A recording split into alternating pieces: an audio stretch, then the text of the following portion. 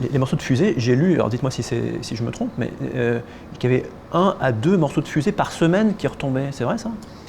C'est à peu près ça, oui.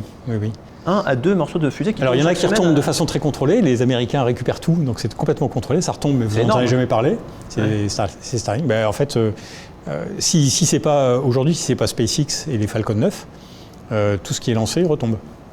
Donc les Chinois qui lancent 1 à 2 fois par semaine, leur corps de fusée retombe 1 à 2 fois par semaine, c'est à peu près là. Il n'y a pas de risque? Il y a des risques, donc ça fait partie des missions. Dans la surveillance de l'espace, on surveille ces choses-là aussi. C'est quand même assez difficile à prévoir, parce que c'est des rentrées qui ne sont absolument pas contrôlées. Donc la prévision du point de chute est assez aléatoire, c'est des choses qui peuvent être assez grosses. Il y a 7 chances sur 10 que ça tombe dans l'océan quand même, oui. mais 3 chances sur 10 que ça tombe ailleurs. C'est de la pollution aussi d'ailleurs. C'est de la pollution aussi, c'est relativement inerte, c'est quand même c'est des gros bouts de métal.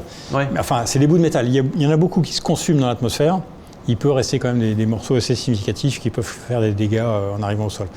Mais la plupart du temps, les satellites se consument et nous on regarde d'ailleurs, on s'intéresse qu'aux plus gros morceaux, c'est-à-dire nous on regarde ce qui est supérieur à 2,5 tonnes ou 3 tonnes, parce que là on se dit sur 2,5 tonnes ou 3 tonnes, il va y avoir des gros morceaux, il y en a quelques-uns qui vont survivre.